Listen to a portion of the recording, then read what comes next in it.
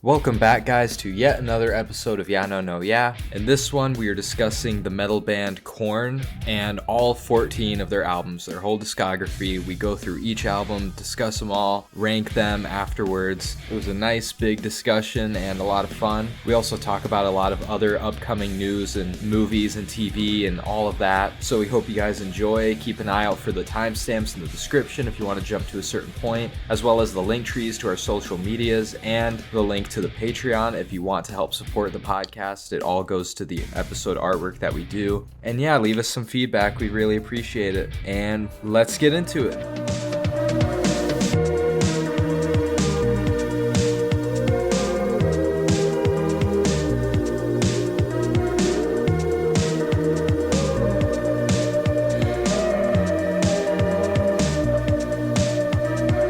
We should blow our load early. We should do the soundboards. Yeah, that's what I noticed before recording. Oh my god, which ones are I new? want to hit one. Man, every time he's talking, I just want to fucking strangle him. Who was that? I wonder who we were talking about. We're talking about Paul Reiser. I'm an American now. Yeah, America. Ugh.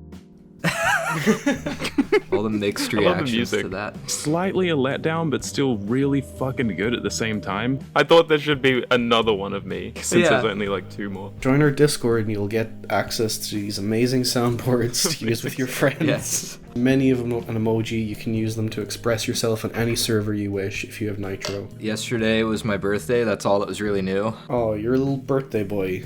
Happy birthday. How old are you Yeah, now? thanks. 32? No, close. The 27 Club. I'm part of the 27 Club with Liam now. Yeah, So Keelan will never be in that club. Oh yeah, I'll be dead before then. Make sure to fucking screen new replacements before then. I only have 2 years left to go. If you want to prolong Keelan's life, you could donate to the Patreon. No. that's the only thing that keeps it going. I'm fine. Good. I don't know. Nothing's really new. Starting with Patreons, we got Julia, Sarah, Amy, Kevin, and Luna. Really appreciate Thank you it. all. Thank you guys. Poll? Twin Peaks one, that's the one that we have up. Is Twin Peaks the best thing that David Lynch has done? 100% of the votes said no. Pretty much. I don't think Twin Peaks is his best thing. I still think it's prefer his Rick. best thing. Vote more in the poll, people. And leave comments, too. Yeah. You can leave comments on the episodes. Oh, what we've been watching? Fuck that. What we've been playing, I played a game. Oh! Bought and I played the one and only PS5 game, Astro Bot.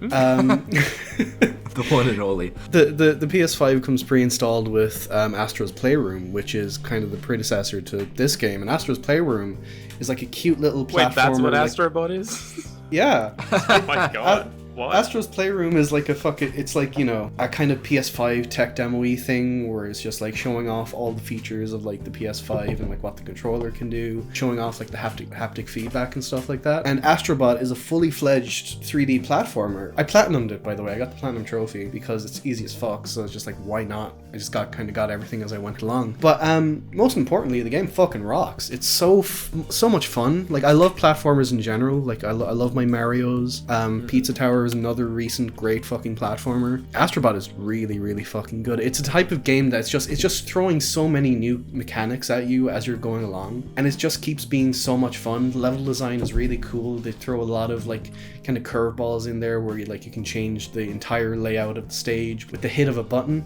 And the main draw of the game for most people is like the little cameos from like past PlayStation characters that are in it. They get kind of fucking obscure with it. And it's kind of fun just going around and collecting these little robots. Like, you're just like little chibi robots of like, you know, any PlayStation character you can fucking imagine. They're probably in there. At the end of each stage, there's like a PlayStation IP inspired level, which is really fun until the very last stage, which was a fucking piss take, and I hate that was the last level. But no spoilers here. If you like platformers and you have a PS5, maybe wait for a sale. It's like €70, and I know most people kind of tie the quality of a game with the price, and I don't really do that, so I felt justified in spending €70 on it. Took me about 12 hours all in all to platinum, maybe 13, 14 around that. Give it like a 9 out of 10. I had really great time with it. I'll have to check it out because I have a PS5 too, so Well, I'll wait till the sale. Oh, rub like it in you one said. at you. Fucking hell.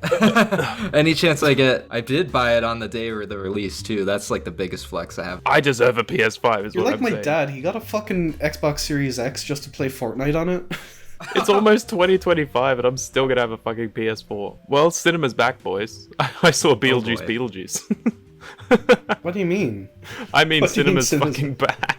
Really? What? I'm not kidding. I'm not kidding. It's the same reaction that I had when Keelan gushed about Trap when he said cinema was back. No, with Trap. seriously, like, I am just as excited. Like, I know I don't seem it right now because I'm very tired, and you know me, I don't That's get alright. super excited or anything. But like, I fucking love this movie. It was making me smile constantly. It was just so much fun.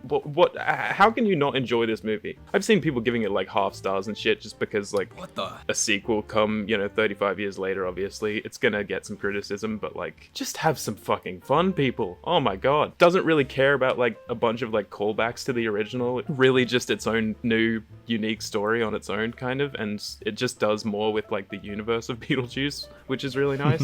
Michael Keaton, dude, this has to be one of the funniest fucking characters of all time, and in more ways than like I could have imagined in this movie as well. Like the song scene comes like kind of later in the film. Like, oh my god, I was like in love with that. And Willem Dafoe is so fucking entertaining in the movie. Holy shit. Winona Ryder, even better this time around. Catherine O'Hara was hilarious. Yeah. It's just so much fun. Like, I just enjoyed the absolute shit out of this. Fucking 10 out of 10. I'm sorry, I'm saying it. I'm just... What the Damn. fuck? Damn. I really like the original as well. I know I gave that a 7 out of 10. I think it's like the mixture of the enjoyment that it has with the world and everything, and also the fact that it's coming in 2024. Just a movie like this. I just really love that. That's just funny. The last episode, then like the unexpected 10 for Trap from Keelan. Now the unexpected. What am I gonna give a 10 to? That's fucking crazy. Next episode, I have to. Transformers do something 1. now. Oh god. Yeah, watch that. I'm going to see that. I'm excited. It looks awful. How does it look awful? It looks like kind of cool. Oh, it looks terrible. I'm sick of the fucking trailer for it. It's so bad. I think the animation looks really nice. Yeah. Oh, it looks so ugly. Do you have eyes? Oh. I'm a Transformers 1 hater. What can I say? I'm not watching that shit. So I don't have a whole lot of recent watches, but I also watched Beetlejuice. I gave it this, even though I gave it the same score as the original, I also gave that a 7 out of 10, and I was just feeling a 7 out of 10 for this. It was very good, and I was expecting to hate the movie, actually. I was expecting to be one of those people, because like legacy sequels are just, I'm kind of just over them, like long awaited sequels, because I just expected it to just rehash the first movie and just do callbacks and make it melodramatic and like more important than it actually was. No, I mean, like all the jokes were original, all of them were funny. I also loved Willem Dafoe. Catherine O'Hara was like way funnier in this movie than she was in the first one, I thought. Like she was just way more likable and funny. The only character I couldn't stand was fucking Rory, the guy that's trying to marry Lydia, but I know that he's supposed to be kind of an insufferable guy. The little subplot with like Jenna Ortega and that guy that she was dating, that I didn't really love that. So like there were things, it's not quite perfect for me. I still really had a fun time with it. Still feeling like 7 out of 10, but it was definitely a fun theater watch. And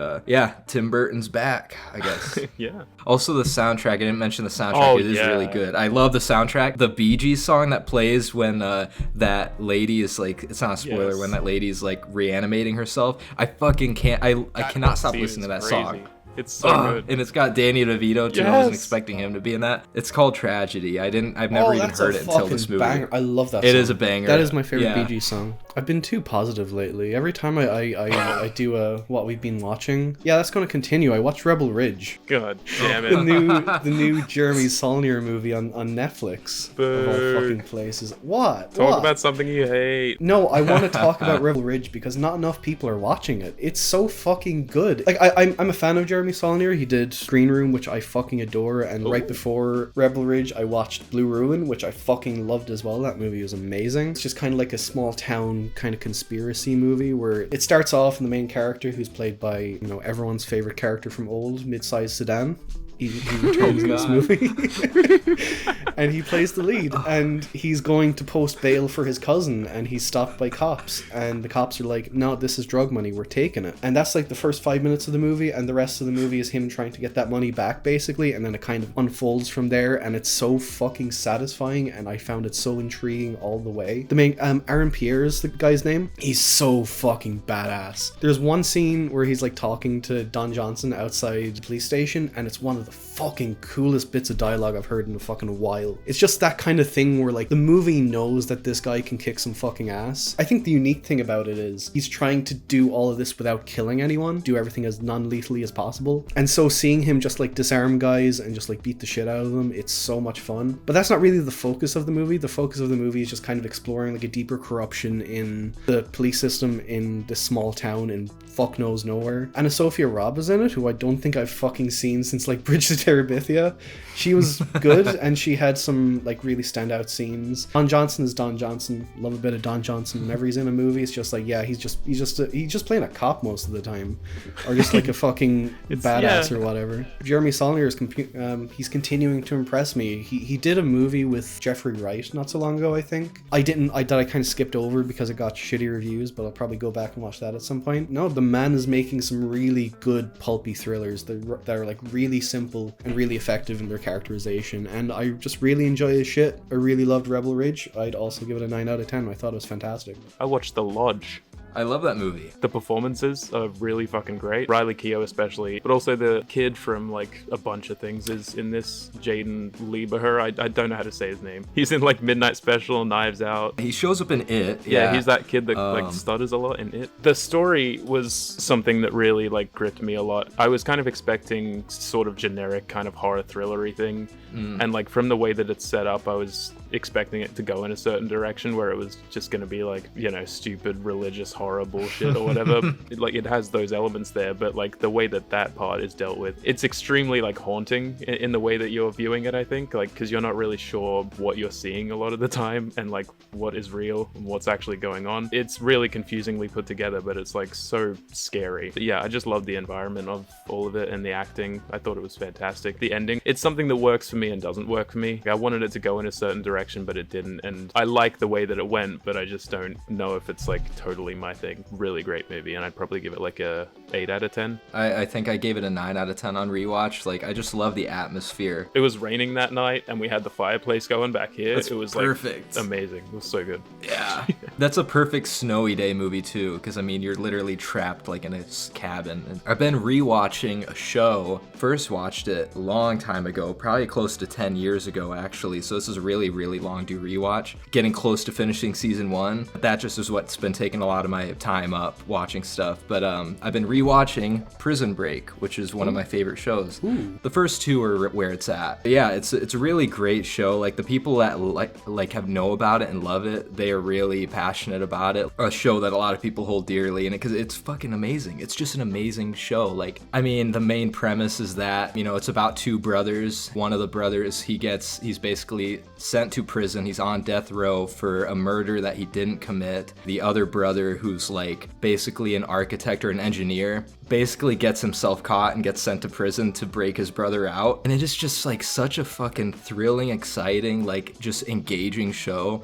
And it's really far-fetched. Like you really have to just throw all disbelief out the window, because like they can get pretty unbelievable with some of the stuff. Fast, the way it's edited, the like how short the scenes are, but it doesn't feel, it just still flows so naturally. So like, I mean, I'm almost done with season. I was binging episodes a day, and every episode's like 40 minutes, and it doesn't even feel like that. You know, Wentworth Miller, like this is basically what he's known for. He's really good. Dominic Purcell, Robert Knepper, he's my favorite character. He literally plays a guy called Teabag, who is like a scumbag, a murderer, rapist, pedophile, like you name it. He has done all the worst things, but for some reason you can't help but just love watching his character, because he's such a good villain. He is such an incredible villain. And it's got a bunch of other people too. Like if you look up the cast, you'd probably know a lot of these people. And yeah, so I highly recommend it. I mean, I'm rewatching it. I'm definitely going to rewatch at least the first 2 seasons, and I think I've given them like a 10 out of 10. Like I'd probably give these a 10 out of 10, like the first 2 seasons. And it's got a young like Frank Grillo too. I forgot that Frank Grillo shows up. I can't imagine Frank Grillo as anything but like a middle-aged grizzled man.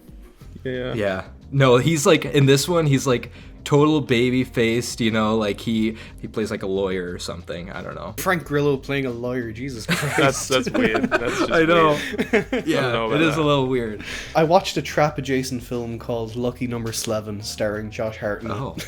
Oh. It's a film about a guy who wrongly becomes a hitman. He's pit between 2 like major gang lords in New York. I think it takes place in New York. Yeah, that sounds right. It's kind of like a Guy Ritchie, Tarantino type film, like one of those kind of post-them films where like everyone was trying to emulate them. It has a fucking stacked cast. Like you got Josh Hartnett, you got Lucy Liu, you got fucking Bruce Willis, Morgan Freeman, Ben Kingsley. The first maybe half an hour to 45 minutes, I was like, you know what? This is pretty interesting. I like the whole, you know, oh, well, you got the wrong guy type thing. mob bosses are like, no, you're going to carry out this hit, whether we fucking tell you or not. We don't care if you're the wrong person. For the first 45 minutes or so, I was thinking like, this dialogue should annoy me, but it's kind of working for me a little. And then it kind of gets to the second half and it just goes off the fucking rails, and I started to fucking hate it. It was really it was the type of thing where like it felt like it thought it was smarter than you, and the twists it was giving out were like, okay, this is kind of obvious, like this isn't like revolutionary type shit. And like, I don't mind like an obvious twist or an obvious plot development, but when they treat it like this is the biggest fucking thing you've ever seen in your life, and this is gonna change cinema, that kind of sentiment just really pisses me off. And so I was just kind of against the film for the last hour, and I was like, no, this is doing nothing for me now. The cast was still really great. They were trying their very best with the material they had in that second half. There was a good scene between Ben Kingsley and Morgan Freeman. It was really nice to see them act together. Probably like the best scene of that second half of the movie. It wasn't my thing. I didn't think it was the worst thing ever, but that last hour or so fucking left a sour taste in my mouth. I give it a very generous 5 out of 10. Overall, it just kind of felt like a poor Guy Ritchie imitation type thing. For my last one, I'm going to talk about one I didn't like very much. A movie. I didn't know anything about it. It's called The Deliverance. I knew it. It's a new movie on Netflix. It's got Glenn Close. Horror, if you want to call it that. Like, what are they even doing anymore with horror? Like, if this is what they're bringing out, because Jesus Christ, like, it's every possible generic trope that you could ask for, but also Glenn Close in there being very fucking weird. Like, she's just so uncomfortable to watch in every single scene she's in, and like, I don't know what the fuck she's even doing here. Like, it felt like she was a respected actress before this, kind of, but like, what is this? She dresses so strange, talks so strange, you know, towards the later half, there's kind of a shift in her character, and my god, it just gets really fucking goofy and over the top, and it's embarrassing to watch. Like, all of it is so embarrassing to watch. Poorly, like, shot and edited and put together. The whole ending is just this big fucking disaster where you're just watching and going, this is really something that they put money into? Like, this? It looks cheap and horrible and one of the fucking worst movies I've ever seen in my life. Like, it's so bad.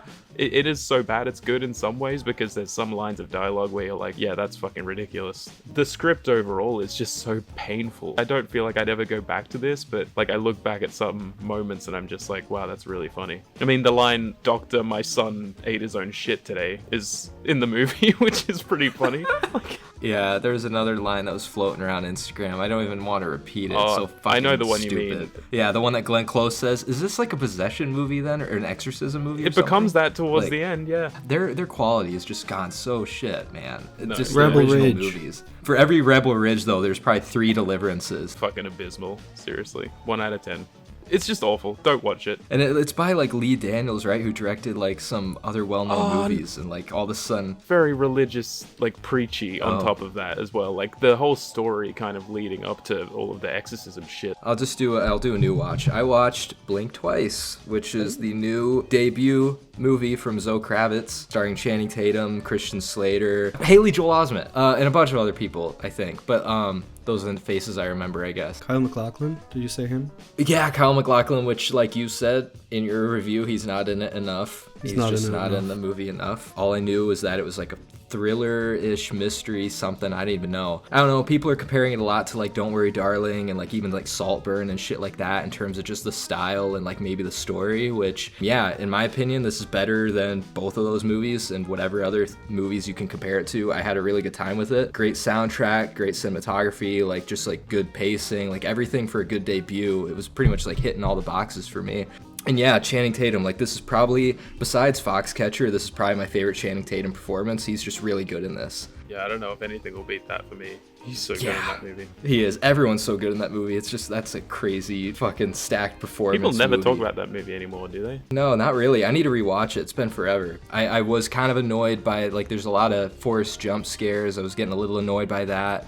Some of the humor was a little bit annoying. I don't think there was too. I think there was like one scene where like there was comedic jump scares. The comedic jump scares I'm fine with, but like there was still a few times to where I just felt like it was a little bit forced, and plus it just started feeling a little cliche at first, like them not knowing what's going on the island and like people that are just acting all weird and shit. But it does go in a direction that I wasn't I guess, entirely expecting. Like, I didn't really know. And I'm still feeling mixed on the plot twist and, like, the logic behind everything and how they figure out what's going on. In the ending, I really did not like the final ending scene. I just thought it was stupid. So they didn't really nail the ending. But if they did, it would have been like a 9 or a 10. But right now I'm feeling like an 8 out of 10. I had a good time with it. It's nice to see an original new movie come to theaters. We're probably gonna watch it sometime. Zoe Kravitz is like a shockingly very fucking good director. Like, Yeah. the direction is like most of the best part of that movie. It's really well directed. Anyway, that was what we've been watching. Do we have mini topics? I have Anybody? 7. What Seven? the fuck? A lot Holy happened in this shnikes. last couple of weeks, I think.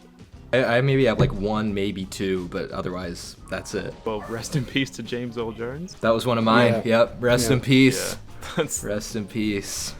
Lion King, all that. Well, rest in peace to Darth Vader.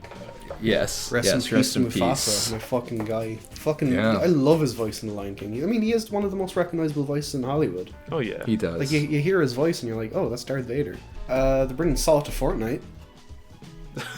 They're bringing what? They're bringing Saw to Fortnite. I hope there's like a fucking Saw trap as a weapon. Just because it's also video game related.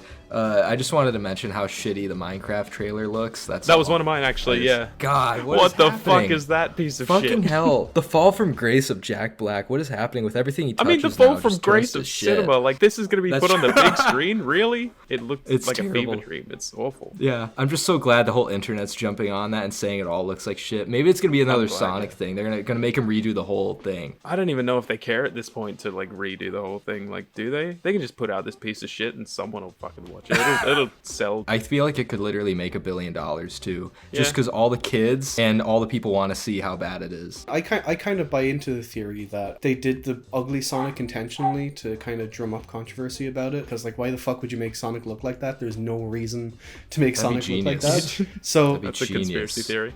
it's probably the most low stakes conspiracy theory of all time, but I believe it. I fucking believe it. I'm not sure if I believe it or not. Like, I could really believe that they believe that looks good. Some people in Hollywood are just that out of touch, kind of. That's true. But yeah, the Minecraft trailer, yeah, it looked really good, I thought. I think the plot looks interesting. Like, I like that they're like transported into the game. It kind of reminds me of Jumanji. Shut up. But Shut the fuck up.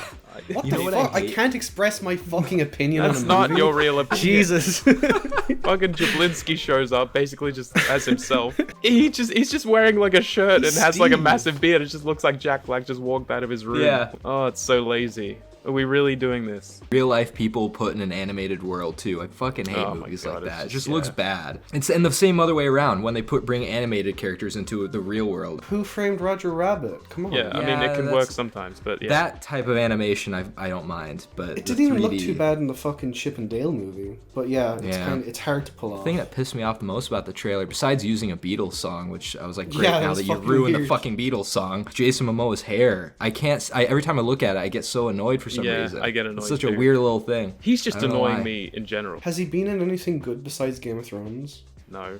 Probably not. Sorry, Fast X, never mind.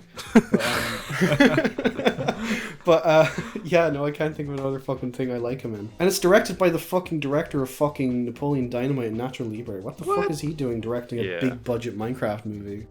All of it's just so embarrassing. It's really bad. You know, it's not embarrassing though. Mickey 17 trailer got released. Oh shit. I'm I not didn't see watching it.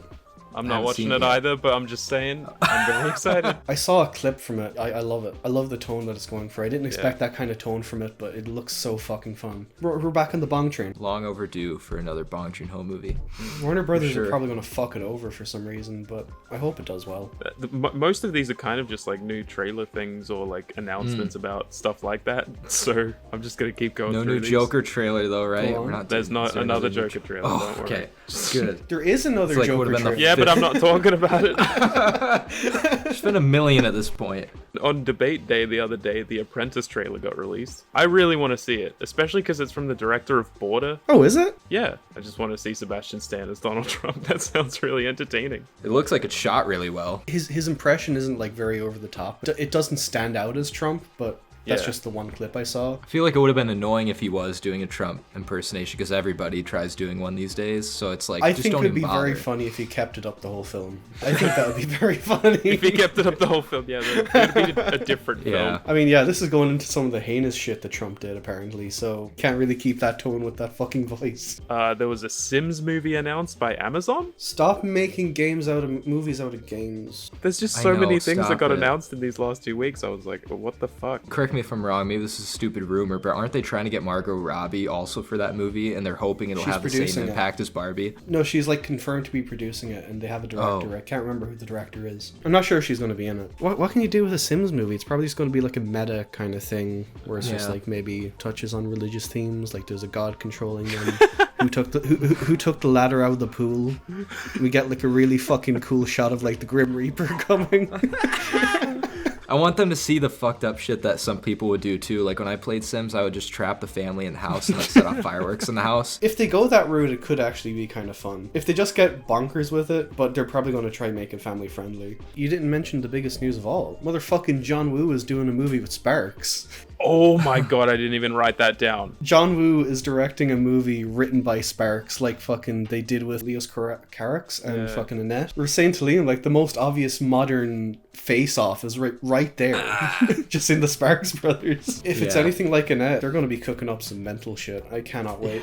And John Woo Crazy combo right there. kind of relates to our main topic a little bit, I guess. But Ooh. like Linkin Park came back. Oh, they yep. they brought out Oh, a new yeah. song. And they have a woman now. My problem with her is more so that she's a fucking psycho Scientologist more than anything. Oh yeah, I did hear about that. And then she was like apparently defending Danny Masterson Yeah, too. I like, the cannot rape get charge. behind that. The single wasn't bad. I heard the song I thought was okay, but you know. Oh, I thought it sucked. Kind of annoying Yeah. that they keep the name Linkin Park. All I'm really annoyed about. The last few Linkin Yeah. Park albums weren't even that good. Yeah. Like after No. like maybe Minutes to Midnight, all their music kind of sucks. And I'm not like a huge Linkin Park fan or anything, but those last few albums, Jesus fuck. One More Light is horrible. I hate it. Main topic. Korn, guys. Corn. Korn. Got your shirt, everyone. Korn. Yep, we all got our shirts as you can see. Yep. I'm still wearing a Boy Genius t-shirt. Unbelievable. Disrespectful. This was my topic. I suggested Korn. They have 14 fucking albums. It was a big one. Korn is an American nu metal band from Bakersfield, California, originally formed in 1993. The members Jonathan Davis, James Schaefer, Reginald Arvizu, Brian Welch, and Ray Luzia. They're a band. They're a nu metal band. They're Korn. They are. They're Korn. You've heard of Korn. Everyone knows Korn, right? Yes. You know, they do the freaky singing. Oh yeah, we'll get into They that. do the What made you want to choose? Because I'm happy you chose this topic, because this honestly would have been one of my topics down the road as well. I was also thinking about, the fact that we've done 2 of the big 4 Yeah. of nu metal. Yeah. And I wanted to do one of the other ones. I didn't want to do Linkin Park. Surely the fourth would have been Slipknot. I, it's debatable. I really feel. Yeah, it's weird. When you look it up though, then Slipknot's not even a part. But I think we can all agree that Korn deserves a place in there. Korn is like, I mean, they pioneered the genre, so they should have. Yeah. Personally, for me, the lyrics are a lot of the really strong point, like throughout the discography. Some obviously like dull points here and there, but mostly I think the lyrics are really, really strong. I guess we'll get into how the instruments go as the albums go and all that. But yeah, also Jonathan Davis being such a huge draw to it, I think, yeah. as well. Like his voice and his personality that he has in his singing, it's just so infectious to me. I really, really love him. It also should be said that like my introduction to Korn was seeing them on South Park. Naturally. That was my introduction to Radiohead. No, it wasn't. But I like Radiohead's little bit of Oh South yeah, Park. it's amazing. No, my introduction to Korn was playing Freak on a Leash and Guitar Hero World Tour, but after that, like some points in my teens, I think around when I was like 17 or 18 maybe even a bit less, but I listened to the first album, Follow the Leader, and Issues. I think those are the only albums I listened to before this. You'd heard their whole fucking discography, you psychopath. I wouldn't have gone past the 90s with them if it wasn't for you. No, honestly, same. I think their discography is quite rewarding in a way. Like just seeing It's good. a journey of a band, I think is really rewarding in general, kind of. It is. Like even looking back on like our episodes and stuff, like the Limp Bizkit one, it was still a fun discussion at the end of the day. Yeah. Even if I don't go back to much of their music, I'm like, yeah, I'm glad we did that. I am glad we did that too, even though listening to them was torture, but the episode That was a fun. torturous few weeks. Even for me, I I kind of still look back listen and to like, Loser damn, to this day, though. dude, Loser's a banger. There's a few gems in that.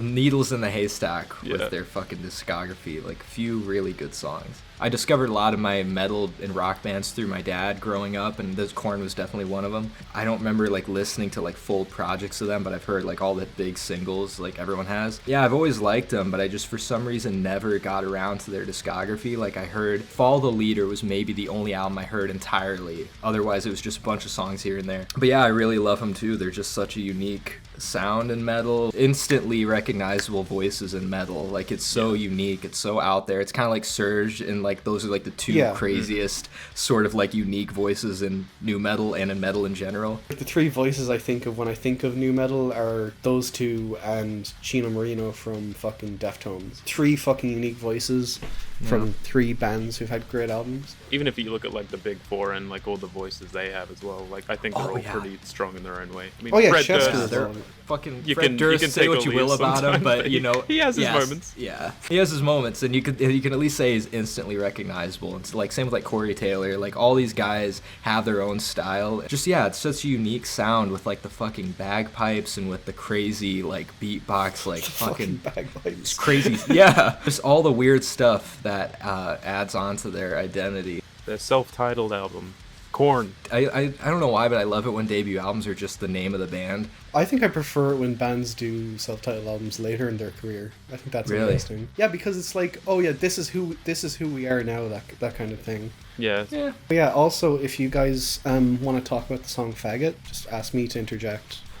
We're getting We right don't wanna into get that. cancelled. It's one of the worst tracks in my opinion. Really? It's my favorite song on the album. Seriously? I think it's okay. Even their worst song on this album, I just think is okay. I don't like hate any of this. One of my fucking favorites is Ball Tongue. The fucking riff in that is so good.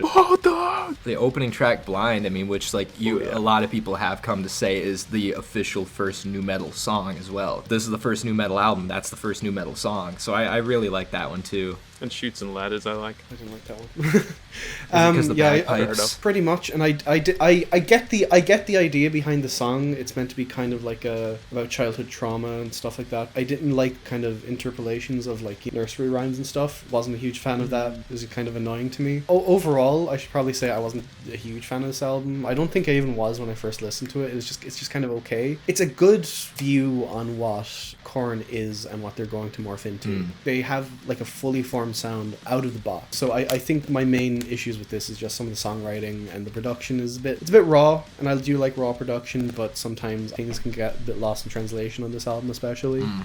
And yeah, it's just not the most engaging listen to me, but I get why people like it. By a fucking country mile, not their worst. I really like Clown. I think Clown is another favorite of mine on the album. In terms of like the dark lyrics on the album, I think that and Daddy are like really fucked up. I do really like Daddy personally. It's really fucking raw. That's why I like it, I think. I know, I really like Daddy as well. And the story I think behind it that's a is really good obviously song. like really fucking sad. Turned out to be his like babysitter, right? But like for a while it was kind of assumed to be his father because of the name Yeah. by people. Rough to listen to that kind of stuff, but I do really like the fact that also, you know, during the recording of that song, like apparently all his bandmates like ended up hugging him and stuff, and like that's when he knew that Korn was his family. So like that's really sweet, and I like the story behind it and everything. I mean, overall, I like this album. Like, I know Keelan said like it's rough, but I kind of like it for how rough it is too. Like, it's kind of, I guess you could call them the big four of metal, like their new metal. Their first debut albums are all rough. Like System of a Down is rough. Yeah. Slipknot's first album's rough. Like fucking Limp Bizkit's first album's really rough. I kind of like just a really throwing everything at the wall, kind of just like aggressive, raw feeling to an album. Feels like with the next album and stuff, you know, it gets a bit more produced, but kind of keeps that same like rawness and roughness. I feel like. Yeah. I do really like Need To as well. I think that's a good song. Oh yeah, Need To is great. I also really like the fact that on a few album covers of theirs, they have like this running theme of like, you know, kids in danger and stuff. It's really kind of strange and off-putting. Like the one on your It's shirt, unsettling. Follow the Leader, and like yeah, this one and Korn III. And then Life is Peachy is also kind of a bit of a weird little one with a kid. Yeah. Like even Requiem, if you want to look at that. But yeah. That's, yeah. Oh yeah, I never kind of considered that for Requiem, but I guess you're right. I'm sure they had fucking controversy from it, but it works for like what the music is. Yeah. And especially that first album cover is really fucking striking and terrifying. Yes. Yeah. Like just the dude with like the fucking, it's just, what is that in his fucking hand? Like just two knives or something. It's fucking creepy as hell. Yeah. Even the fucking, I don't know if you like know like the kind of little story behind like the band's logo, but like, because I just watched a video on it, like he had to just quick come up with like a band logo, I guess. Took like some crayons or some shit, and like instead of writing out the name in like his right hand, he wrote it with his like non-dominant hand, like a kid would, and just kind of made it look like almost like a childlike writing. So they're even in down to the title of like their band, like they're in just the look, they have that fucking theme going. It's just kind of interesting. No, I think it's just a really good debut album overall. I'd give it an 8 out of 10 personally. Yeah, I'm there with you. 8 out of 10. I think it's a really good debut. I would give it a 5 out of 10. Ooh. Sorry to crash the party, guys. Just Already disagreeing. Already. Life is Peachy from... I need to look at the years of these things. I believe this one was 96. Yes, 96. Yep. One of the hardest album covers of all time. It is. I fucking love the album It cover goes to so this. hard. It's so fucking creepy. Yeah, this is where I start liking Korn. I really like this album a lot. I like the rawness of the first one. Like, that isn't like a criticism for me. It's just kind of like some of the production's a bit muddied. But in this one, it fucking feels chunkier. It feels funkier, and I love that shit. Like, what I love the most about Korn, I think most of all, is their fucking bass lines. Their bass lines are hard as fuck, and I love the sound of that chunky, funky fucking bass. It's so cool, and it finally comes to the forefront here. Like, it was present on the first one for sure, but here it's like, front and center. Really fucking impressive, like, follow-up to their first album, which was, I'm sure it was, like, loved on release. And I can see this probably being considered sort of like a sophomore slump back when it was released, but I really liked it. I really fucking think it's really good. That's great. I think mixed with, like, how hard the production is and everything, and, like, the lyrics being so, like, angry and honestly sexual. Like, Yeah. Yeah. I mean, look at Adidas. Fuck. I mean, that's all it's about. And Adidas is a banger. Like, that must have been, I don't know if you'd call that their first. They probably had a big hit off their first album, like Blind or something, but like Adidas must have been one of their next hits, I'm guessing. Twist is maybe my favorite opening of any of their albums, and it's barely even a song. I fucking love Twist. Twist is I love fucking Twist into Chi is fucking amazing. It just goes Chi so hard. is fucking... Oh, I love that. That's probably my favorite song off this album. I fucking love that opening. Yeah. It's just right into it, and it's just like, okay, this is much more than what I wanted from that first album. And it just gets off to a fucking great start. And it kind of continues to be that good. I really like most of the track list. Like, I'm a big fan of, like I was saying, Chi. I love Good God. Good God Good is fucking God was amazing. one of my, like, first favorites of Korn, I think. Like, overall it feels much more fully formed, but like, oh god, guys, cunts. I hate it. What the fuck are we doing there? I know. What are we doing there? No, I think it's dumb. I just think it's so dumb. It's one of those songs that, like, if you took this, that could, like, raise the album up a whole, like, star for me, like, if they took that out of there. Because otherwise there's no misses for me. Like, I love almost every song on this album, but every time it gets to that, I just kind of get annoyed. Like, I was ragging on Limp Bizkit a lot for having, like, misogynistic and creepy lyrics, but Jesus fucking Christ, Jonathan Davis. Yeah, that was just too much. That was too much. Yeah. I gotta be honest though, I think my favorite song in the album now is Ass Itch. It's so good. The fucking riff in that, and like just how like cool it sounds. It's like, oh my god. I think compared to that first album as well, this has a much better pace until it hits cunts, and then it just like slows the fuck down. Then it picks back up again. I think the fucking songs like on the other side of fucking cunts are really good. Like, I love No Place to Hide, and I like Mr. Rogers. I love No Place to Hide too, yeah. So to have like cunts right in the middle of that is just like, what are we doing? What are we doing? It just Get needs off to the go. fucking album. It's just Needs to go. It doesn't have any place in there. I don't know how that got past everybody. But like, even like Lowrider, I kind of love for how unhinged and fucking weird it is. Like, having the bagpipes instead of whatever other instrument in the original song was, I can't remember. But having the bagpipes in there instead, it just, I love it. I don't know. I think it's funny. I think that's genuinely funny. Unlike Cunts, which I think they were trying to be funny, and it's just not. It's just, yeah. But- Yeah. Like, I'm sure it was attempting to be like some sort of parody thing, but it just comes off as what it's parodying. Yeah. Yeah. It's fucking deeply uncomfortable and shitty listen. I like that they're still going with the new metal thing, but they're like incorporating other influences. Like I feel like a bit of black metal on the album as well, which is really fucking cool. Like it's decidedly darker, but like it has a bit more of a comedic edge to it. Like I suppose with Cunts as well, humor in the lyrics than on the first one. Like the first one is bleak as hell. This one is kind of like, yeah, there's darkness, but we're having a little bit of fun with it, you know? Yeah, it's tongue in cheek. I mean, yeah. I've written down like pretty much everything that went around like every album, so I'm very prepared for this episode. But like at this point, like Korn had like been under the influence of like drugs and alcohol like a lot, like during the last few years, since their first album, and they were like only sober when like performing. Yeah, they had like a lot of aggressive like behaviors towards each other as well. Like they would fight a lot, bit each other apparently. It got weird. Whoa. Like you can feel that kind of anger and aggression and attitude going on with it too. Why am I not surprised? Like Korn just seems like a biting band. Like if they were to fight, you could imagine them biting. Like they're that type of weird, which would explain some of the weird fucking tracks on here that don't belong, I guess. When you look at it like that. Exactly. Yeah, I can imagine like Cunts being a good idea under the influence of meth, but you know. Maybe looking back, they're like, oh. I mean, when was the last time they played it live? That's probably the biggest never. indicator. Yeah, there's that one fan out there that just wants them to play that song live, but they never do. Shout out to that guy. Shout out to that guy that's on meth. I'm sure it's on a guy on meth. I'd give it a 7 out of 10. Really solid second album. I'm gonna go with the same as the first one, 8 out of 10. And I'm going a 9 out of 10. So up and up Ooh. and up. Yeah, on re-listen it really got better. Like if it is very few stains on the album, and if the stains weren't there, it would be, to me, perfect. But they got even fucking crazy with this next one. Follow the Oh, leader. yeah. I don't have the year again. Keelan, back me up. I were to give a guess, I'd say 98. Yep, it is 98. I'm the year master. You are the year master. But yeah, this one was apparently like a lot worse in terms of all that stuff. During the production of Follow the Leader, like there were a lot of women in the studio, as well as drugs being taken and alcohol and all that shit. People were getting like blowjobs around Jonathan Davis while he was singing and shit. Davis was like demanding like cocaine from one of the producers or something, like in order to keep singing or some shit. Like it was just going nuts. That makes sense. I mean, yeah, just look at the crazy shit he does on like Freak on a Leash and Got the Life, like all that beatboxing, like demonic fucking animalistic sounds that he makes. Like, I mean, how else could you do that unless you were on something? It's insane that Freak on a Leash was a hit.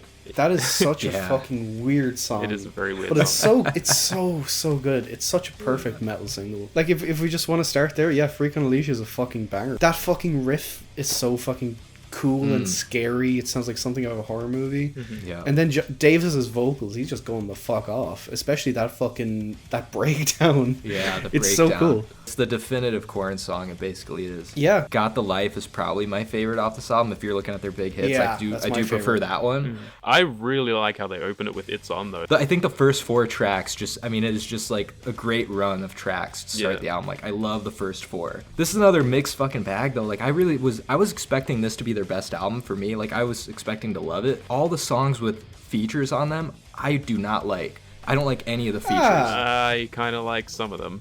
In the Middle for Children on the Corn, I think that one is like good-ish, honestly. Like, I like Ice Cube's part of it. I think it's fun. The best one's All in the Family. I'm saying it. I really like All in the Family. It's so fun. What? What? This is I know. like the All in the Twilight Zone. Family How is am I the fun. only one It's- that doesn't like the Fred Durst song? Holy shit. I don't Wow. like Cameltosis, I'll say that. Yeah, Cameltosis I don't like. Worst song of the album.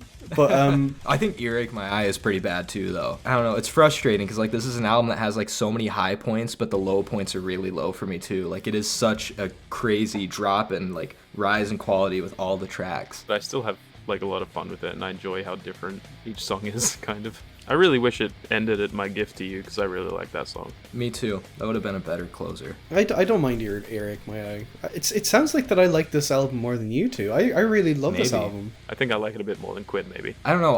I really do love the high points on it, and it is some of the best moments of like their whole career. But then it's frustrating because like if I took out a few of these tracks, it really could be like up there as one of their best for me. I think compared to Life is Peachy, fucking Cunts is like a huge stop in that that album. But even with like some of the lower points in this album, I still really loved the energy of it, and I really loved the freaky nature of it. I thought that was just so consistent throughout. The bass lines, the bass is so sick. Yeah. The only song I straight up hated was Cameltosis. Everything else, like, I enjoyed. I enjoyed most of this album. I thought it was very good. I do really like Pretty. BBK, Pretty. And Seed. Seed is good. I don't love Justin. That kind of gets a little repetitive. Justin's okay. It's not bad. And Dead Bodies Everywhere, I really like that song. Oh, I love Dead Bodies Everywhere. If all the tracks were like the first 4, this would be a 10. The first 4 tracks are fucking yeah, they're fucking sick. I'd give this an 8 out of 10. I would also give it an 8 out of 10. I'm also giving it an 8, even though I was sounding negative on it. I'm actually You sound like you fucking hate it. No, I know. I don't hate this at all. I love. Trust me, this has some of the best songs ever. For Korn, I mean. Next one that came out is Issues. 99. Falling Away From Me, which was obviously the first Korn song I heard because it's the one they played on South Park. I think it's straight up their best single. Oh yeah. Yeah, probably. Their best single. And it's such a great way to open the album. I love this album so much.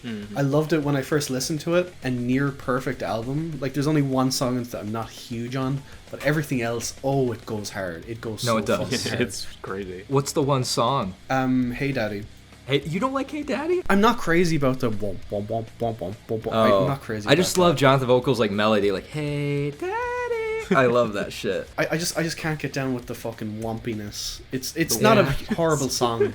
I'm with you though. Like, I fucking love this album. There really is no filler. I can't pick a song that I really would take out of there. Like, I love them all. Like, even Dead. It's probably the best their bagpipes have ever been on a Korn song. Like, just leading into Falling Away From Me, it's such a fucking incredible opener. And I just love how, like, fucking nasty this album sounds. This album and, like, Iowa by fucking Slipknot. Yeah. They are two of the nastiest fucking new metal albums you could ever Hell make. yeah. Like, they're so fucking raw and disgusting, and I just love it. I love every fucking minute of both these albums, really. Yes. Even Hey Daddy's not really, like, I don't skip songs when I listen to albums, but I wouldn't even consider it a skip if I did skip songs. Like, I'd still fucking sit there and listen to it. Fucking love Beg For Me. That might be my favorite. Beg For Me. Beg For Me is so fucking good. Probably gonna be Make Me Bad. I fucking love Make Me Bad. That is one of my favorite Korn songs in general. And then Trash. I love Trash too. That weird, like, the instrumental on that song is so good. Like, it sounds so creepy. Those are 3 of my favorite songs, absolutely. Dirty. Oh my god, what a fucking closer. Yeah. I fucking love Dirty so much. Yeah. Like, even that, like, 3 or 4 minute stretch of, like, Static, I love that. I love it too, yeah. When you end an album so boldly like that, where it's just, like, 3 minutes of, like, fucking, in this case, it's Static, you're just kind of sat there and kind of, like, reminisce on, like, the album, like, as it's come together. And I really, really love that. It's like you're still kind of stuck in the album a little bit, but you have this time to, like, just marinate on everything you've heard, and it's like, fuck, man, this is great. I know. I love No Way as well. Let's get this party started. Fuck like, yeah. From that... Yeah. From that song title, it sounds cringe, but, like, it's so fucking hype. It's so it fucking is. hype. And the bass playing on this album, I've been talking about the bass a lot. It's at its peak on this album. Thank you, Korn. Thank you, Korn, for Issues. I know. Yeah, it's just, there's no misses. There's no bad songs, in my opinion. There just isn't. There isn't a whole lot more that can be said for it. It's just, like, it's amazing. Davis's vocals are as unhinged as they've ever sounded before. It's awesome. It's fucking awesome. It is. Goes so hard. I'm gonna give it a 10 out of 10. I love it. It's one of my favorite metal albums now, in general. It's just so consistent. I'm going with a 9 out of 10 personally, but it's very close to a 10. I'm also going with a 9, and it is very, very close. If the wumpiness wasn't there, it'd probably be a 10. They came back in whatever year. Keelan's gonna let me know. With Untouchables. 2002. From 2002. I think it's still to this day their most expensive album to make. You can feel it on this, like with this production, I feel like. It sounds expensive. 3 million to make in total. What? Jeez. I bet 2.5 million of that was on cocaine. I was about to say, they probably blew it on hookers and coke. This album grew on me fucking hugely on re-listen. I didn't really appreciate it that much on first listen at all, I don't think. But what the fuck was I thinking before? Like, I just thought this was kind of where they started dipping a little bit, but no. No. I liked it my first time. Like, I already liked it, I guess, my first time. But it fucking improved even more on re-listen. I did not expect it to either. I really love the opener, Here to Stay. I think that's a great opener. Here to Stay slaps. Yeah. Alone I Break. I fucking love it a lot. My other favorite would be Hollow Life. I can't argue that. I mean, like, I'm looking at the track list there. Yet again, it's like a track list I wouldn't take anything away. More front-loaded than Follow the Leader, I would say. I really like this album. It does really kind of start to fall off with me at the end, because like I have my thing with like fucking metal albums and their slow songs. Like it's a trope that I'm not a huge fan of. Alone I Break, probably my least favorite song on the album. Not a huge fan of it. I wanted to re-listen to this because I did really enjoy listening to it while I did, but I haven't really thought much about it like since I listened to it. I do remember really loving the atmosphere of this album, and I guess like with that 3 million budget, they really fucking pumped a lot into making this album feel a certain way. I think they achieved that hugely. There are standouts on it. Like Here to Stay is such a fucking incredible album opener. I love Blame, One More Time. I really like those fucking songs a lot. I don't know, I was just completely in it the whole album. Like it just went by so fast too.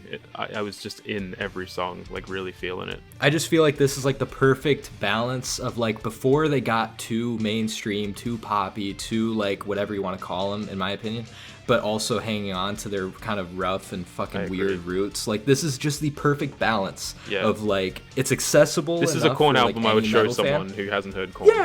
Yeah, it'd be a good gateway Korn album. Like I mean, there'd be a few good ones, but like this is definitely one because it's easy, also just really catchy. It's still rough, it's still kind of heavy, really heavy. I think it really balances all of that really well. Yeah, I really like Beat It Up Right. I think that's a really good song. Beat It Up Right. That's probably the best song from like the latter half of the album, I think. It is. I would say No One's There personally because I really like the outro. Like even though there's kind of two different versions of it, and I really love Thoughtless too. Because I haven't really thought about it much, I'm probably going to drop it to a 7 for the time being, but I probably could get back up to an 8.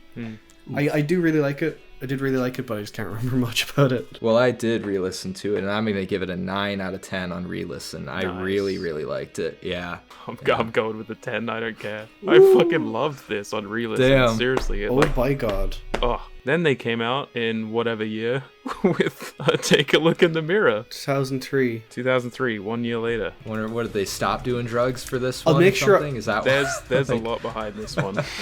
Y'all want a good album? Say fuck that. Yeah, for real. Oh my God.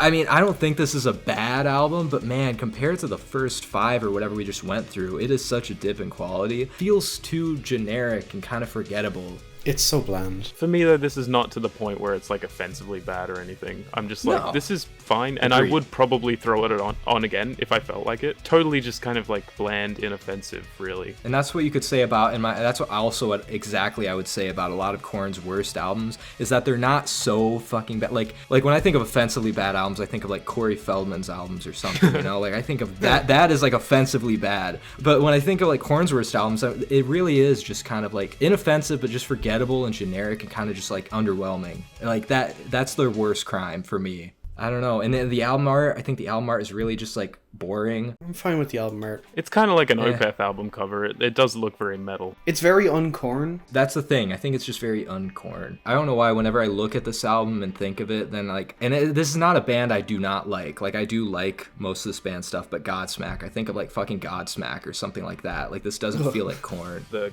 guitarist of the band was extremely into like speed and meth like pretty much like every day. After this album he actually left the band, so there was a lot of shit with all of that. Do you have any idea what happened to the bassist? Did he die or something? The bassist? Yeah, because where the fuck is the bass on this album? Jesus Wait, fucking you don't hear Christ. the bass? No, it's so muddied. In the next couple of albums, the bass is just like, where is it? Where's it gone, guys? I like the bass. Where is he gone? It's one of the things I like the most about Korn, and you're just taking it away from me. There's nothing else to this album. Maybe if you got a few, like, funky, chunky bass lines up in here, it wouldn't be so bad. Like, I think the Godsmack comparison is a bit apt, because Godsmack make, like, the most generic fucking metal music ever. We don't have to debate it, but I do think they got really generic as time went on. This is what Korn is doing here. They're just doing, it's like they're doing a Korn imitation almost. It's weird. If I had to name some, I would say Right Now and Deep Inside and I'm Done. I like those. Yeah. I think the closer track title is very accurate because I was wondering when we'll descend the whole time. I really didn't think this was a bad album though. Like it's serviceable. Like it is for what it is. It is listenable. Like it is listenable metal. But it could have been like any other band's like decent debut. But like for Korn, it's just an underwhelming follow up. So I'd give it a 6. Yeah, I'm giving it a very 6 generous. I'm going right down to a 4. Didn't like it. 2005, they came out with "See You on the Other Side," and it's even fucking worse, guys. Oh no. Yeah. You guys think it's worse? I really hate this one. The album cover? Oh, Oh it's my hideous. god. I think it's just I like how weird and creepy and like whatever it is. I don't know. It reminds me of like Alice in I Wonderland see or the some shit vision. like that. I mean, yeah, that's the first thing I think of when I see it. I don't know. I just don't like the composition. I don't like the fucking child's like bright red eyes. They're fucking ugh. That guitarist that was like there for a long time had left at this point, and also the production was taken over by The Matrix, which was a production company that did stuff for like Shakira, Avril Lavigne, Britney Spears, which is just very That makes strange. sense. It makes sense, yeah. It makes sense because really this is a very fucking- poppy album. Yeah. It's really like bouncy and like kind of it's a weird tone shift for Korn. And it is. shits And I could me. see how it wouldn't work. I'm sorry, I but can like see how even it from doesn't the work for start, everybody. Twisted Transistor drives me fucking nuts. Yeah, hate that Yeah. song. What do you think of Coming Undone? Do you hate it or do you not? Horrible. Do you- Hate it. What? Coming Undone was actually, I believe, the first Korn song I ever heard. Oh, yeah. It was actually the first, and I think that's because my dad loved it. Of course, like it's just kind of dad rock, whatever. What's their second most popular song? I don't know. I sort of have an attachment. I am kind of biased against this. I think I was talking to Liam about this. I hate fucking boom clap songs, and this is exactly a boom clap song. It has like the boom, Yeah. boom, you know, that kind of Yeah. thing. It's so uninspired and annoying, and I hate that. Like, We Will Rock You is probably the only song that can get away with it because that's kind of like its whole thing, and it's a fucking banger. But like, this is just like, oh my god, it's so uninspired. I really don't like Korn's pop metal shit. I really don't like that they started to No. devolve into that, and I think that's kind of what this middle period of their career kind of turned into. Like, Take a Look in the Mirror was still more metal, but this is just like full on pop metal, and it's just like, nah, not for me, I'm afraid. Twisted Transistor sucks. Seen It All is fucking horrible. I don't like Politics. I really don't like Yeah. that song. So some tracks are annoying for me. Like I don't think this is a great album, but I mean, I don't know. I have an attachment, I guess, to some of it for some reason. Maybe it was because it was some of the first Korn That's I happened fair. to hear. I have to talk about something because I'm not kidding when I say this. Like, for the last 3 days, I have not been able to get this fucking song out of my head, and it's pissing me the fuck off. For No Which One. one? Oh my god, that song is so annoying. Yeah, I think you just need a lobotomy. It's driving me fucking nuts. I listened to a split second of it right there, and I get it. The song before that, though, Liar, that's probably the only one that I do like on the album. I think that one's kind of decent. And Tearjerker, I think, is like an okay outro. It's not great or anything, but it's fine. It's just interesting because I don't know why this is like one of their most popular albums as well. I mean, maybe it is because of Coming Undone, and that was like a big hit. Or in Twisted Transistor. Yeah. I don't know. It's kind of weird, like, because it's a divisive. I could see this being one of their most divisive albums. Especially it being an hour long as well. I'm just fucking dragged. Yeah, it's got its filler for sure. Yeah. But maybe it was just coming off of the last album. Like the last album to me had no memorable songs, even Y'all on a Single, whatever. Like you just said, how that song stuck in your head. Like good or bad, it does. The album does stick with me. Like you know. Oh, that's so that's definitely the a bad, best. though. I want that fucking out. Oh, right I now. know. And I had like I had more songs I liked on Take a Look in the Mirror personally for me. Really? So yeah. Yeah, I'm in the minority, but that's fine. It might not be the only time. I don't love the album, but I definitely don't. I'm more positive than not, I guess. Personally, I would give it a 3 out of 10. I am right fucking there with you. 3 out of 10 for this ungodly Damn. piece of pop metal bullshit. Sorry, Quinn. I'm gonna give it. That's fine. Hey, that was like the whole Limp Bizkit episode, except worse. So like I would give this a very generous 7 out of 10. 2 years later, they came out with Untitled in 2007. They said that pretty much you can let the fans decide like what the album is called. Basically, they were like, you guys decide. I'm gonna call it Hunk Shoe. I'm gonna call it Bagpipes and 9 Inch Nails. The Matrix, that production company, they departed pretty early in the recording process apparently, and then they re-recorded a lot of this stuff with Atticus Ross. I think he produced the last one as well. But yeah, he was part of like the last one, but like more heavily in this one definitely. And I think you can feel that poorly aping off Nin sometimes. For me. I mean, yeah, it's literally like an homage to Nine Inch Nails. Like you could see it as that. Like that's what I see it as. I don't know if they're purposely trying to bite their entire style or something. I don't know. I just think. Yeah, that's good. There you Nice. go. I really like this album, actually, and I understand yet again why it's a very divisive album. Like, some people love this album. I like it and more than other the last people one. hate it. But not That's by too good. much. It doesn't feel as like in your face pop as the last one though, which is good. No. It feels more alt rock than anything, Yeah, which is weird. I think this whole era of Korn is just them grasping at straws and throwing shit at the wall and seeing what sticks. I mean, It kind doesn't of. feel like they fucking had a clear like vision of what they wanted to do, and they're just like, okay, let's try go down this route. This is popular. And alt rock was huge in the 2000s, even more so than nu metal. I think at this stage, nu metal started to become like a thing that people shunned more than anything. But I don't think they can do anything but nu metal. It doesn't feel like their style really suits anything but that, and there's nothing wrong with that. But I'd like to see them play with their strong suits. I was complaining about like the lack of bass on them. It's even less so here. There's no bass. Where's the bass? Yeah. I want the bass. Give me my bass back. Well, I'm guessing I- that's A lot of just the 'cause songs went- feel like they even- linger. They do. Like God. Well, I just feel like they went a lot lighter on the instrumentation too, because you're right, it's more alt rock than it is metal or anything. So maybe that's why all the instruments are so like just softened. I don't know how else to explain it. It must be said, think that Hushabye is one of their worst songs. It's so annoying. I could say that. Yeah, about most it's songs one of on their this weaker album. songs on this. I really hate fucking Love and Luxury. Yeah, that shit sucks. Love and Luxury is unironically one of my favorite Korn songs in general. Ay, ay, ay. Now, look, my taste is fucking crazy. One song I did like is Ever Be. I do think that one's kind of okay. But even then, it can be kind of grating. I like Starting Over. I like Bitch We Got a Problem. I like Hold Yeah. On. I even like Kiss. Kiss isn't bad. Yeah, no, I appreciated that this was kind of shorter because I wanted to fall asleep through most of it. Yeah. And that's why I'm calling it Honk Shoe. So it doesn't offend me, I just really don't like it. I just Yeah. didn't like anything that it had to offer. I'd give it an 8 out of 10. I would give it a 5 out of 10. I would give Honk Shoe a 2 out of 10. 2010. They came out with Yay. Korn 3, Remember Who You Are. We're back, kinda. Yeah. Now we have back the producer of Life is Peachy after many, Nice. many years. And that's why it's called Korn 3. Apparently he like brought his wife into the studio and stuff and like made him sing to her and like all of these lyrics and stuff like while she was there and shit. Like this producer, I can't remember his name or whatever, but he was really just pushing Jonathan Davis a little bit too far with this album, and he has expressed like a lot of regret for that because the album does kind of sound a little bit like forced. It sounds like they're still trying to capture that kind of sound of, you know, the first two albums. Yeah. I don't know, it's just not as interesting thematically or lyrically to me. I agree. I don't know. Yeah, no, I agree. This is a step up from the last three, I think. I think it gets off to a great start. I really like... Oildale? Oildale? Yeah, I Leave Me love Alone. Oildale's Oildale. so good. That's good. That and Pop a Pill, I was like, wait, is this a good album? And then it kind of nosedived, but like, it's fine.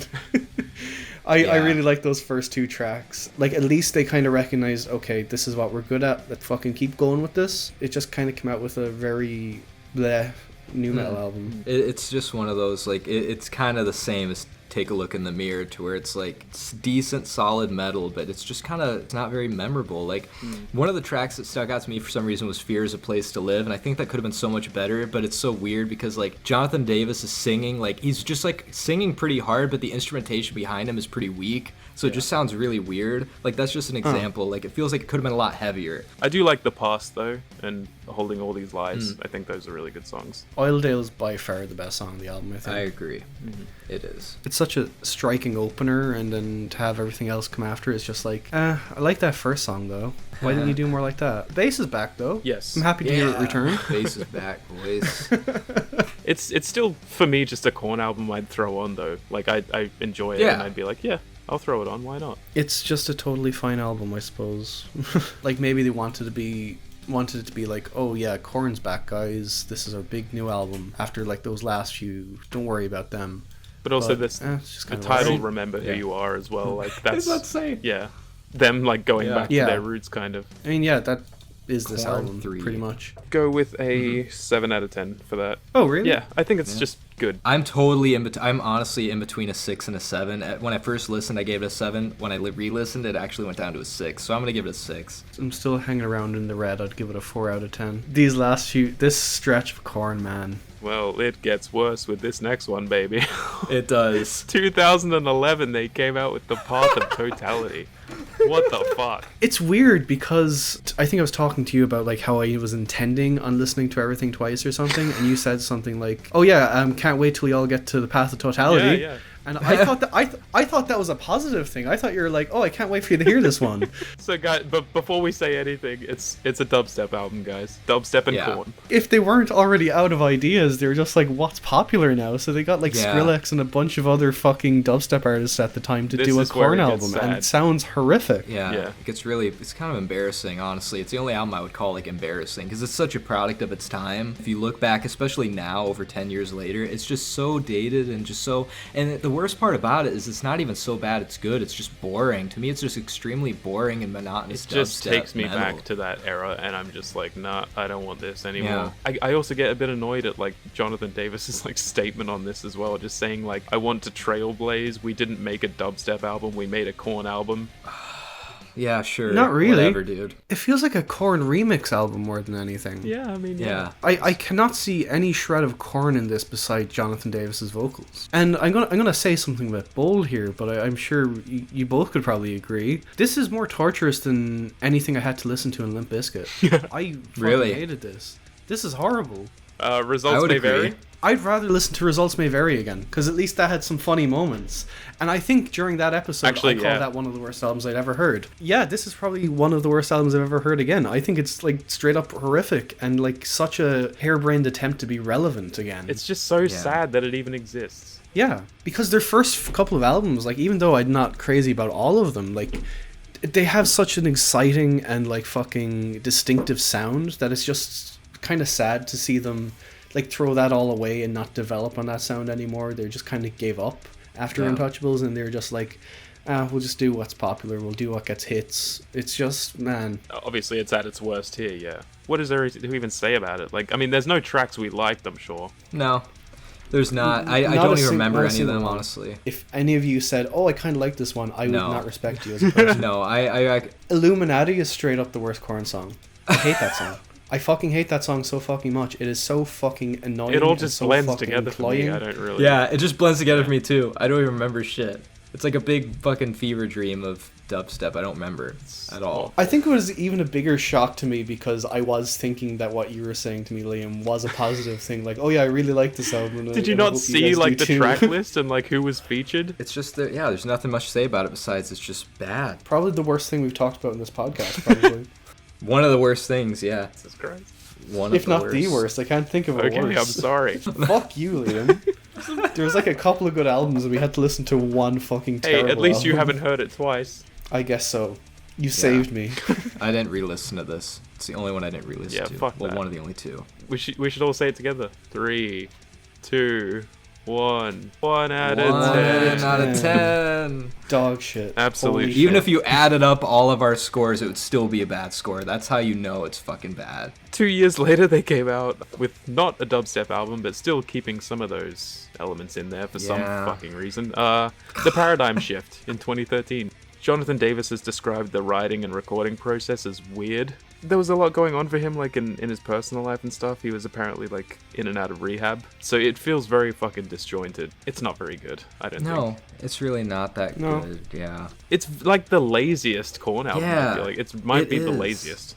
I don't despise this album, but I think it's probably their album that I forget about the most. I keep forgetting it happened. Me too. I keep thinking that they took a break after the Path of Totality and just came back with the Serenity of Suffering. When I was listening through the albums, I went straight from Path of Totality to Serenity of Suffering, and I was like, oh shit, wait, no, they have another one. And so I went back to what the fuck was going on with them throughout the past nearly fucking 20 years. Jesus Christ. It's just not weird enough, it's not heavy enough, it's just not memorable enough. There's nothing memorable about it. It's the most boring, forgettable album. Jonathan Davis himself basically doesn't remember the album. Like, he says a lot of it was just a fucking haze for him. You can really feel that. I feel like the only song to me that really stands out is Love and Meth. Even though like it's not great or anything, I still enjoy like the instruments on that, and I think it's enjoyable enough. Yeah. But there's nothing else. The only one that stands out to me is Never Never for some reason. I don't know why. That's the only one. That's guitarist that left right after Take a Look in the Mirror. He came back for this album. I feel like you can at least feel like some of the guitar is there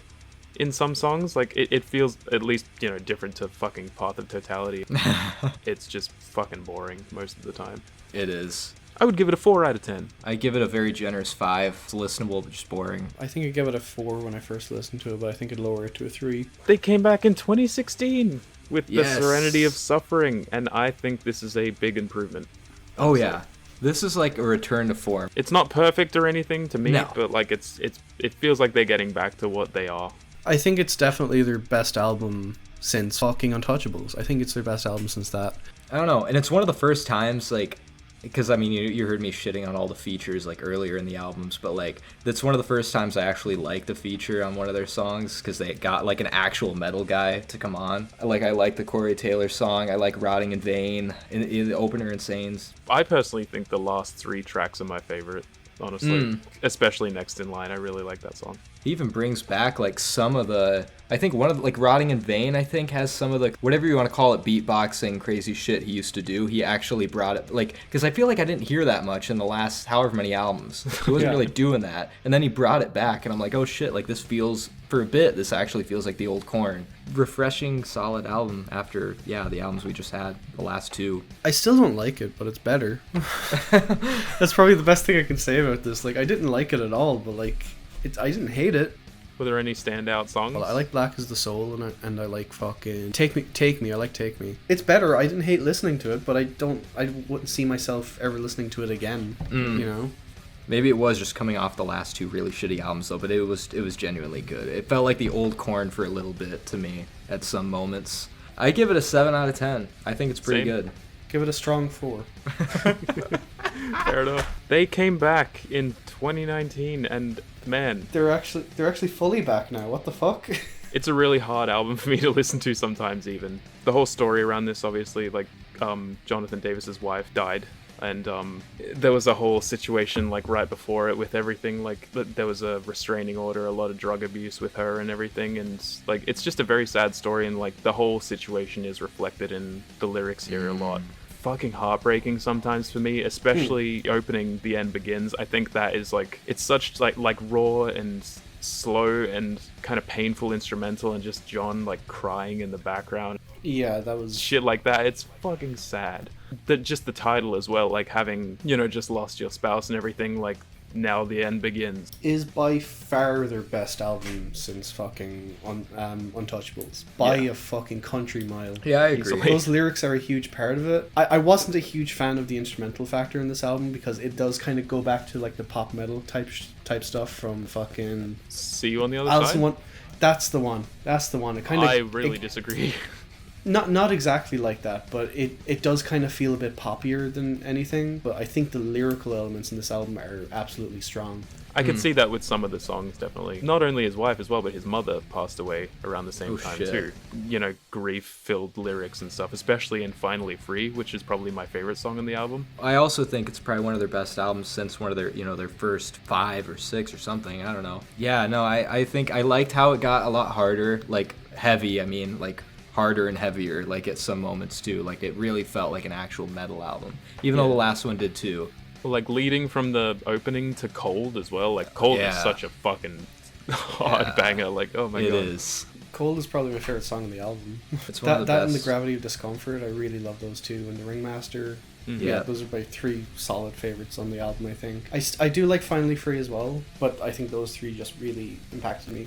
Idiosyncrasy is another song I like, even though it is like, I can see what you mean by like it can feel poppy or mainstream, but not in a bad way. Like, I don't know, some of the tracks. I do feel that with Idiosyncrasy and the Ringmaster as well, kind of. Yeah. Even Harder. Yeah, and Harder too, for sure. That's one of my favorite I didn't like tracks. Harder because of that. Oh, you didn't? I don't know what it is with me and these fucking the pop metal stuff. That was one of my favorites. I don't know. I don't get it. But I like it. I mean, it doesn't gel with me. Like, you can like it all you want, brother. I know. This is another like accessible, like this is another album I feel like you could show somebody getting into Korn, even though I wouldn't show somebody a new like one of their newer albums at first, but like you could show this and like they'd probably like it. It's that type of For me, album. that's probably the next one more than this. It was better on re-listen for me, like because I listened to these a couple times, and to me the last 2 albums kind of do blend together, unfortunately. Like I find they're it hard very to similar separate. in sound. Yeah. So I find it hard I to don't separate fully think them. so. You don't I think really so? think so. I really think so too, which is kind of a bad thing for me. I wish that it didn't blend together so much, but whatever, it's still But good. I think like with these two albums as well, like the direction they're going in is definitely better than what they were going with before. Absolutely. So I'm looking forward to more Korn in the future. Yeah. Yeah, scores for The Nothing? Solid 8 out of 10. It was very good. It was a good, like, their first great album in a while. I'd give it a 6 out of 10. I really liked it. It's probably closer to a 7. I'd like to re-listen to it, but it is by far their best fucking album in decades. It felt like they actually came back and they were inspired. Like, I know the inspiration was grief, and that is really tragic. The music doesn't lie. Like, they felt like they actually had something to say for the first time in ages. Yeah. Well, it's a 10 for me. Woo! There you I go. love The Nothing a lot. We're finally at their last album, their most 14. recent album from 2022, Requiem. Fuck yeah, boy. And it's Their their only shortest shit. album. It is. It's the shortest. It's like, I think it's their only album that has less than 10 songs, too. It has 9 songs. Yeah. That's pretty damn short. It's short and sweet and to the point. I Yeah. love this album. Yeah, I really Requiem fucking love is this. so good. It's just back to basics, and they feel like more energetic than ever. They didn't have as many like time constraints on this one, apparently. Like they were just kind of more loose with it, built over the process of, the last few years. And it shows, because this album feels tight as hell. Yeah. Like, it doesn't overstay its welcome at all. Like, it is, like, barely half an hour long, but, like, I'm glad that it is a half an hour long, and I'm glad that it didn't feel pressured to make it any longer, because as it is, it's a fucking really great new metal album. There's, like, songs on this that are, like, contenders from, like, some of my favorite Korn songs. Like, I can't believe that, like, a late-stage Korn album is this good. It opening with Forgotten, Yeah. Forgotten is like one of their best songs in a long time, I think. Absolutely. It just comes right out the gate fucking roaring. The hook on it is so good. Yeah. That's the thing. The hooks on like these past two albums, they are very like they all have such strong hooks. This and The Nothing, and I think "Start the Healing" is probably my favorite song. I love that hook too. I love Start the Healing Oh, too. it's so good. Start the Healing was like probably the first one I loved on this, I think, as Yeah. well. It's great. But I really love the lyrics on Forgotten as well. I just love a good short and sweet album. I just do. Like even if the album's good, just like I don't need a long album. Maybe that's like I wish that Follow the Leader was like this. Like if they took their fucking strongest tracks and made it like 9 songs instead, then I would love that even more. Like sometimes less is more, and this just proves that. No, I agree. A metal band from like way back, like the 90s, whenever they come out with like, and even way back even further, like when Metallica drops a new album. I haven't liked a new Metallica album in like at least a couple albums, but like, so I've kind of lost hope when a new metal band comes out. So it's kind of shocking that these last 2 albums were actually as good as they were. Like they shouldn't be, but they are. I think the only metal band that are like kind of consistent with that are fucking Judas Priest. Their last album was fucking awesome. I heard it. I heard not they haven't. Yeah. Not their last album. I haven't heard that one yet. But Firepower, holy shit! I heard that was supposed to be good. You would not guess those guys are like pushing 80. That album is fucking awesome. Yeah. This is just like another case of like them kind of being reinvigorated, and like Lost in the Grandeur is one of my favorite fucking Korn songs. I think it's so good. I love that fucking riff so much, and it's just so catchy. It's so catchy. It's so good. I wasn't even that big of a fan of it initially or anything, but like last night when re-listening to it, I fucking love Hopeless and Beaten. That's one that's kind of lesser to me, but I don't hate it. I think it's fine. I really like it. But Disconnect and My Confession are 2 favorites for me as well. Those opening fucking 4 or 5 songs, just an amazing fucking run of tracks. Yeah. Like up until Hopeless and Beaten, because I'm not too huge in it, but I couldn't believe it. I couldn't believe how much I was enjoying it, especially after like the last couple. I mean, I know The Nothing was pretty good. I mean, even when you were going through it like fucking years ago, I didn't kind of believe you when you said The Nothing was really good. And to have them be so consistent, it's just like, wow, Liam was right. And I hope if they do put out something else, I hope they can keep that momentum going, because I will listen to the next album after this one, because I really want them to keep going. I want there to be like a legacy metal band that just keeps putting out good shit. I don't want them to fucking go back to having to resort to fucking doing like a fucking hyperpop album or something. Oh, God. Could you imagine? If we're doing scores, I'm going with a 9 out of 10. I really love it. It's not quite to the level of The Nothing for me, but I could see it being there. I'm gonna go with strong 8. Really love this. Really, really fucking love this. It's fantastic. It is. I'm right there with you. I think it's a strong 8 as well. It improved on re-listen. It did. It went from like a 7 to an 8. Well, we got through the Korn. Do we want to rank? Yeah, we're gonna have to rank them. Yes, should we all say number 14 together? I was about to say we might as well. 3, 2, 1. The Path of Totality. Yeah, Awful. It's shit. Piece of shit. Well, my number 13 is See You on the Other Side. My number 13 is The Paradigm Shift. It's forgettable. My number 13 is Honk Shoe. Really bad album. Oh, man. Did not like it. My number 12 is The Paradigm Shift. My number 12 is Take a Look in the Mirror. It's very really? boring. Yeah. My number 12 is also The Paradigm Shift. My number 11 is Honk Shoe? Untitled? No, you had your own name for it. Use your own fucking What the fuck was my name again? It's like Bagpipes and Nine Inch Nails or something. My number 11 is Korn 3, Remember Who You Are. Still not bad. Still not bad. Fair. My number 11 is See You on the Other Side. My number 10 is Take a Look in the Mirror. My number 10 is See You on the Other Side. Oh my god, my number 10 is also Take a Look in the Mirror. Oh my god. Wow. Oh my god. My number 9 is Korn 3, Remember Who You Are. My number 9 is The Serenity of Suffering. My number 9 is also Korn 3. Shit. My number 8 is Serenity of Suffering. Oh, fuck.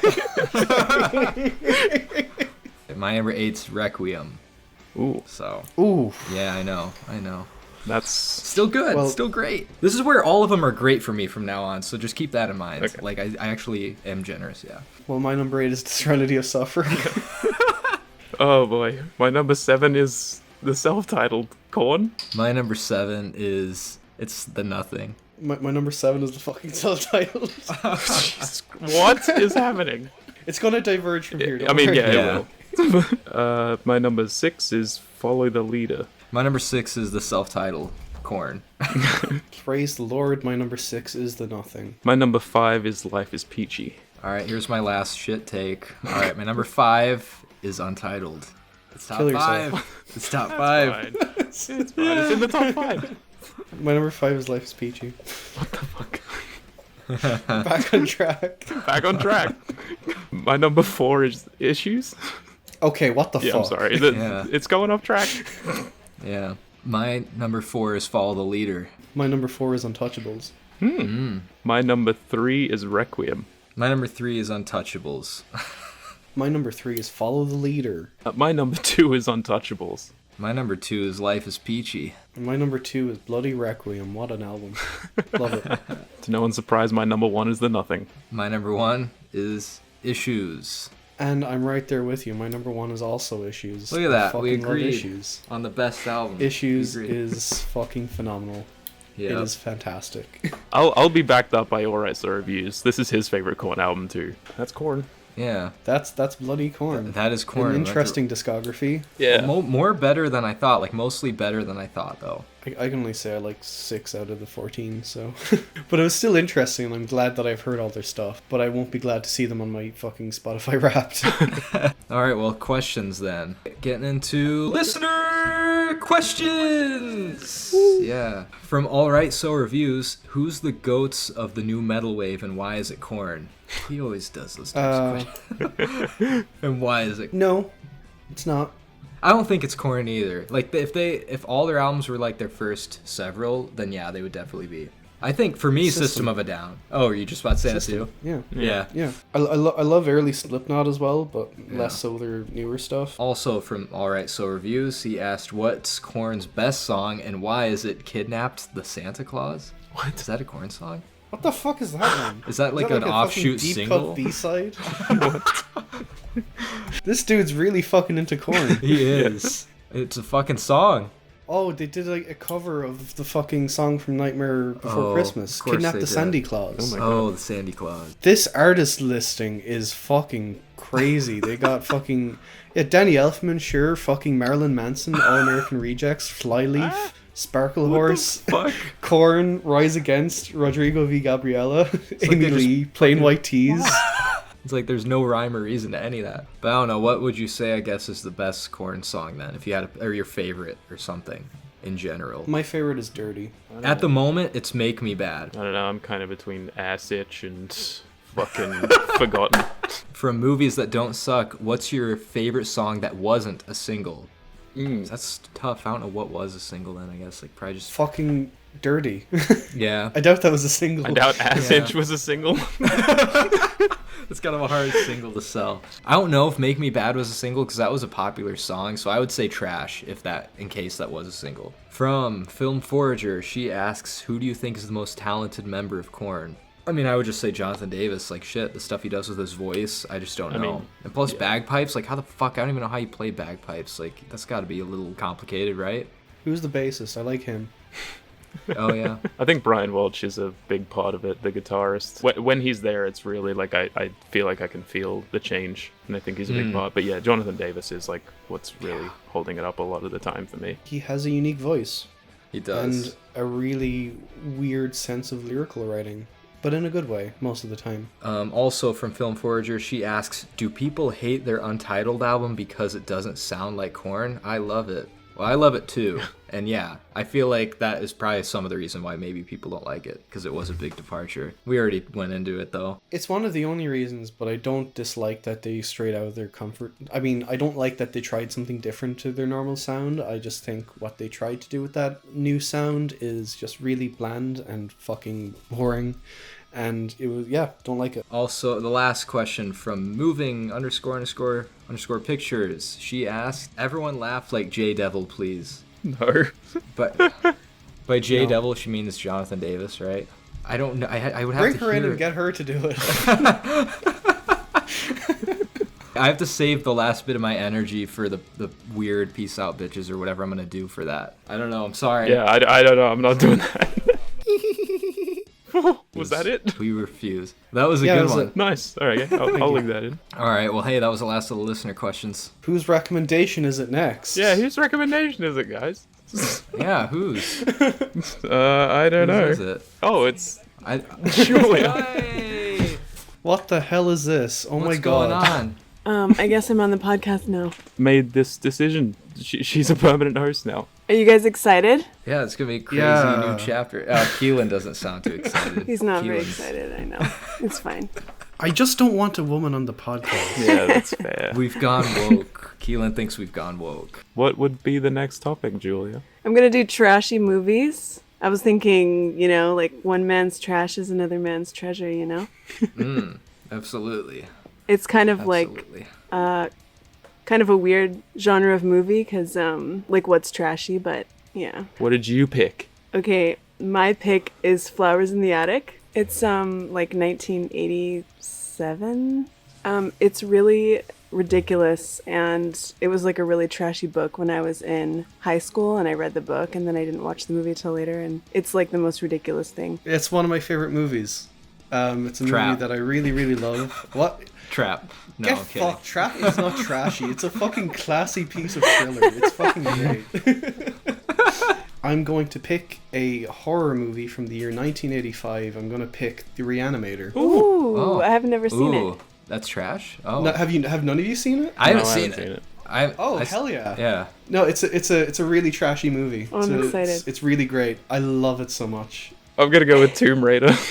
Hell yeah. John Voight's in it? Lovely. Yeah. I don't think I've ever seen it in full. I've just seen clips of it. This is a movie I've mentioned on the podcast a long time ago, but I told you to check it out, Liam.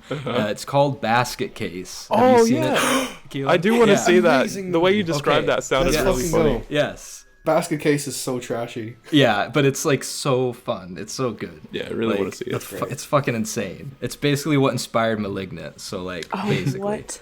Yeah. I love Yeah, you'll Malignant. like it. But yeah, all right. Well, that's about it. So you can find me at Views by Quinn on everything: Instagram, Letterboxd, Music Board, all that stuff. You can find me at Liam and Hyde on pretty much everything I'm on, like Letterboxd and Serialized and Music Board and Discord. Oh my god, you just doxed yourself. Fuck! Yeah, you can find me as Only Shallow on most things. What they said. Letterboxd, Music Board, Serialized, whatever. Find me. Track me down. Hunt Find me. I'll him. take the challenge. Bye, everybody, and the boom.